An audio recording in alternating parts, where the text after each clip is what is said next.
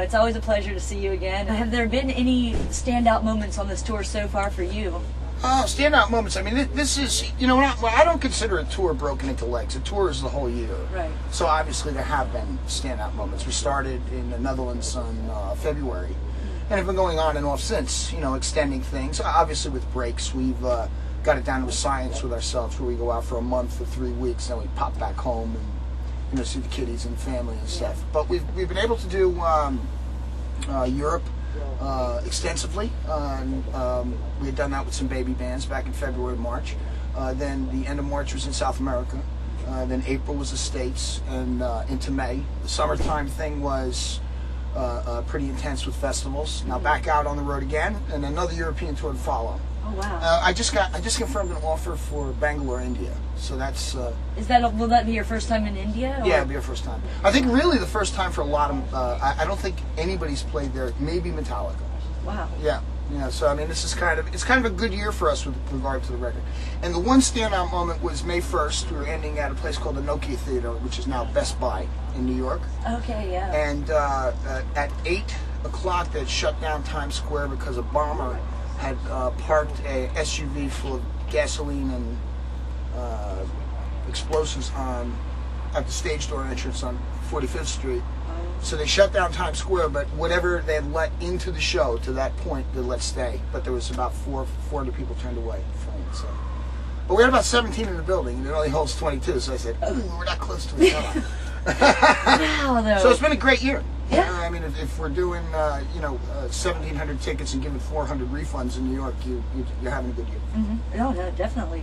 Well, what has how has this fan? It sounds like the fan response has been great. As far as the new album. I mean, and it sounds like everybody's coming out. I mean, had there been or were there any challenges in particular that stood out when it came to writing or recording that album for you guys? No, that's the beauty of it. It just kind of slid off of us like something that we normally do. It's you never go in to the studio looking for less success, but indicators have to kind of line up, and that chemistry has to all be correct. Right. And you don't know that until you're mixing a record. In this case, I felt that we had something special going on prior to that mix. That we had a record that had a vibe. So when the mix came together, we knew that it was something special. When I interviewed you at Gigantor in 06, that's when you guys were trying to figure out which label you were going to go with, and you made a statement that made me laugh at the time. You said, "Whoever takes me out to dinner and buys me flowers first wins." And we had a good laugh over that one. But how has it been? I know that you're dealing with Nuclear Blast in Europe, and then I forget who you're with over here in the States, though. The cut-up is E1 in the U.S., in North America, and the rest of the world is handled by Nuclear. So how has that been for you guys? It's been great. I mean, obviously the record's really visible. We came off that Gigantor signing with a label called Bodog, which is more of a gambling company that were trying to brand their name into music also.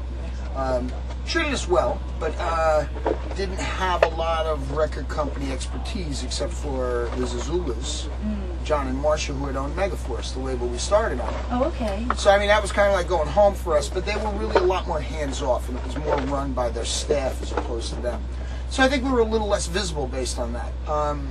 I do think that they tried their hardest, but then it came down to kind of an argument thing between us and Bodog, and we ended up getting rights back to certain records, and to the Immortalis record, we re-own. Nuclear is going to re-release it, so is E1 with some special tracks. But since then, being with Nuclear and E1, I mean, these are the promotion machines for metal. I mean, they know what they're doing. I mean, Nuclear is a goddamn monopoly over in Europe and the rest of the world. It's like, if you're not on Nuclear, you're not happening. Well, Century Media maybe is happening. Mashed potatoes, the cookbook. I'm like, look at that! I said, you're in a cookbook. So how did that whole thing come about? It's really strange. I mean, I've always enjoyed barbecuing in the past, and my wife and I opened a business. I guess it's half a dozen years now. Oh. That is we import high-end chocolates from Europe. And we had 2 outlets for a while. Now we're down to 1. But I'm not so hands-on with that. I'm kind of behind the scenes. I pay the bills, do the advertising, etc. And I could do that all out of the house. She has to be at the location. So I became the cook in our house somewhere about 2004. And I remember in 2005, I was opening this Christmas present thinking it was, oh man, it's going to be like some man thing, like a power washer, you know, or something pneumatic. It makes a lot of noise. So I opened this big box, and what it was these like pots and pans. But they were like these really high-end ones. And I'm like, don't tell my friends. You know, this is like wrong. I'm in a metal band. I could lose my union card. They're going to take it away. In any case, I learned how to use them, and as I got better with it, I took on more and more, let's say, challenges with regard to the kitchen. And it's really funny how it was when we were first married. It was the kitchen. Now I call it my kitchen at home, and I'm doing a whole redo on it right now. So we're going into induction heating. It's like I got real sick with it, but I got in mashed potatoes with a recipe that I call tarragon salmon. It's really simple to make. It's like it's 20 minutes on the grill or in the oven at 400, and it's a mix and a marinade of fresh tarragon, olive oil, brown sugar, and Dijon mustard. Wow. And it's really badass. I mean, my father always goes, "Mr. Gourmet, you gotta have me up here more often." Your mother can't cook like that. So don't tell her though. It might be tough in the house. So that's how I got in mashed potatoes. And Steve Seabury from Simon Schuster, who was project manager for mashed potatoes, knew that I like cooking. Shit. So that's as simple as it was. What artist in your music collection would people be surprised to see if they went through your CDs or your MP3s? Well, I have a really eclectic CD collection. MP3s is it's eclectic, but obviously everything hasn't been transferred over. I mean, right. I'm everything from classic rock and roll to some blues and jazz. I like Harry Connick, for instance, which is a little bit weird, but I just like the way he approaches things, like Brian Setzer. Big Rolling Stones fan. I don't know, for some reason, every time my motorcycle comes out and I'm going to get dirty on it, twist some wrenches, it's always the Stones, and I don't know why that is. But I also like, you know, a lot of the metal, a lot of the classic metal, some of the newer stuff. I mean, obviously Forbidden's on my my iPod at this point. And, who else do I have? I've had the Gamma Bomb CD on my iPod, so I'm eclectic. If I go from Harry Connick and big band kind of stuff all the way up to the new metal. Well, it's good too, because depending on what mood you're in, you've got something, you know, that'll inspire you, you know, whatever you feel like listening to. So I used to have all the Slayer categorized like this: cannot fuck to Slayer. But it's true. But now Harry Connick. Absolutely. Yes. The wife is like, put on some Harry Connick. Very nice. Well, what about your dream tour? If you could pick 2 or 3 bands, and you know, doesn't have to make any sense. Money's no object. And they're going to tell you yes, no problem, no matter who it is. Who would you love to tour with? Oh, well, money's no object. Well, I never toured with Priest. I toured with Halford. That would be really cool. I don't think I'd like to tour with the original Black Sabbath anymore, because I think it's just kind of, you know, I don't know. I'm an Ozzy fan, more so in memory than I am in present day. Right. And a big Ozzy fan. Yeah. So I don't know if I'd like to do that right now. You know, like I said, I'm a Rolling Stones fan, but I'm more of a Keith Richards fan. And I'd love to tour with the X-Pensive Winos. I think that would be a lot of fun. One of his side projects. Yeah. Oh, God. I had this book at home. It's called, all it is quotes from Keith that are put together. The book's called What Would Keith Do?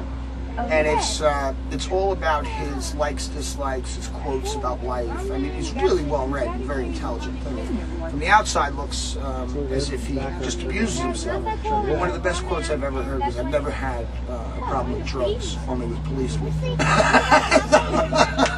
I suppose it's something like that.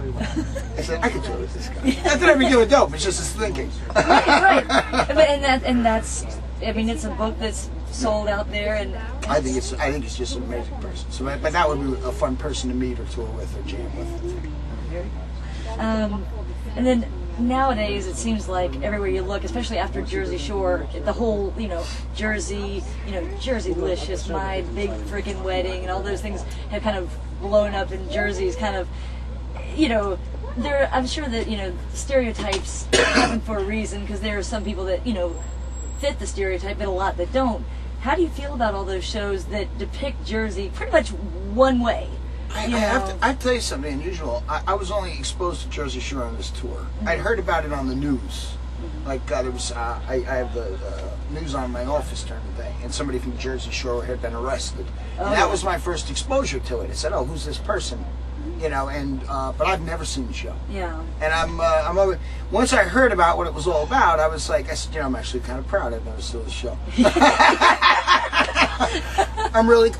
You know, this is when not giving a shit really comes into play in a real positive way. I said, you know, that's not my thing. Yeah. And I don't know what Jerseylicious is. Oh, I have no idea. And that's okay. I mean, a lot of people probably don't know, you know, what, yeah, I mean, but, you know, it definitely kind of goes to that whole Sopranos, but without the whole, you know, the whack-it and all that stuff. But it's kind of the overindulgent, you know, loud, you know, Italian type, you know, thing, but it's, you know, very Italian focused, and the, you know, the girls, big hair, you know, that kind of thing. That happens by us. Yeah. I mean, that happens. That's part of our, I suppose, our disposable Jersey culture is that you see that. Right. And you hear that, you know, but there's also, you know, plenty of guys like myself. Right. There's plenty of suits, you know, there's plenty of other families, all types, you know. Right. We just happen, I suppose, to have that demographic at a higher level, and they are, I can tell you this, they are always local color. What the fuck are you looking at? You're like, welcome home. Easy, your girlfriend. That's what I was looking at. And I was just looking, relax. Not touching her, Vinny. Not touching her. Move along. I suppose it does up that whole part of the attitude based on some people think that that's the correct way to behave if they're into that kind of subculture thing. It's obviously not. Right. It's, you know, hey, however it works. I mean, it's. I like being in New Jersey. I've always enjoyed the state and it's what it had to offer, including that. Yeah. With the Cursed, is there any possibility of another album or possible touring, or is it kind of like not really at this point with that? You know, it was a great garage band, and the idea about the Cursed was that it was supposed to be fun. Yeah. You know, it was a bunch of middle-aged guys, and I'd bring down pin-up girls from, you know, Playboy or something, put them up on the wall like we did when we were 18, you know. 6-pack of green bottle beer, and everybody had some laughs for a couple hours at rehearsal. And it turned into something. And Dan, my partner, is always, it's so funny how he tells me he never wants to play anymore, you know, because he's done the quintessential record as far as he's concerned. This is one that really is a great way for him to walk out of the business. Yet at the same time, I get discs from him with new riffs and songs on a continuous basis.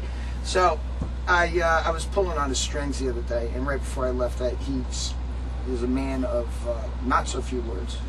He sent me this big long email, and I just replied with, "It's time." And it was enough for me to get 10 emails at 10 pages long a piece. What do you mean? I can see that. I'm actually working on some Cursed stuff right now. That's the point. Yeah. Cool. What message do you have for the Overkill fans?